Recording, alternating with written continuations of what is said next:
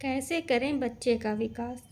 व्यक्ति महान कर्मों से बनता है और अच्छे कर्म सद्गुण के कारण पनपते हैं। अच्छे गुणों का विकास कभी भी एक दिन में नहीं होता है। किसी भी महापुरुष के जीवन में उसकी परवरिश का विशेष योगदान होता है।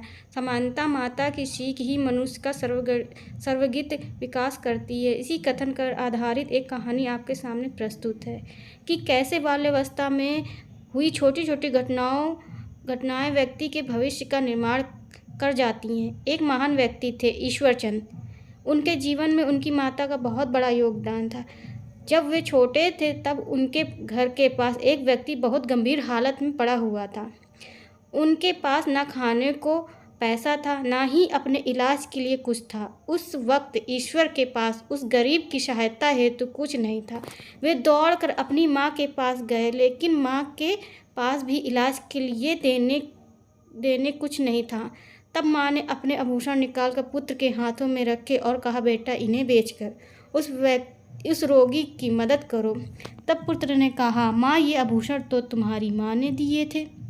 ये तो तुम पर बहुत अच्छे भी लगते हैं और तुम्हें प्रिय भी हैं। तब ईश्वर की माँ ने उन्हें समझाया, यह आभूषण देह की शोभा बढ़ाते हैं, लेकिन किसी ज़रूरतमंद के लिए किया गया कार्य मन और आत्मा की शोभा बढ़ाता है।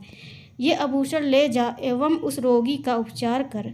जब तू बड़ा होगा तब मुझे ये आभूषण बनवा देना। कई सालों बाद जब ईश्वर अपनी पहली कमाई लाया तब उसने अपने माँ को आभूषण बनवा कर दिए और कहा, माँ आज तेरा कर्ज पूरा हुआ।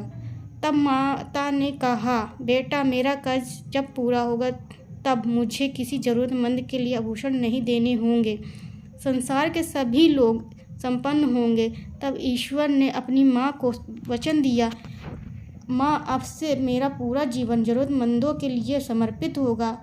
तब से ही ईश्वर ने अपना संपूर्ण जीवन दीन दुखियों के लिए समर्पित किया और उनके कष्ट कम करने में बिता दिया। चरित्र का विकास बाल्य अवस्था की शिक्षा से ही होने लगता है। अतः सदैव अपने बच्चों को सही गलत का पाठ सिखाएं। जो वे बचपन में सीखते हैं उसी से उनका भविष्य बनता है।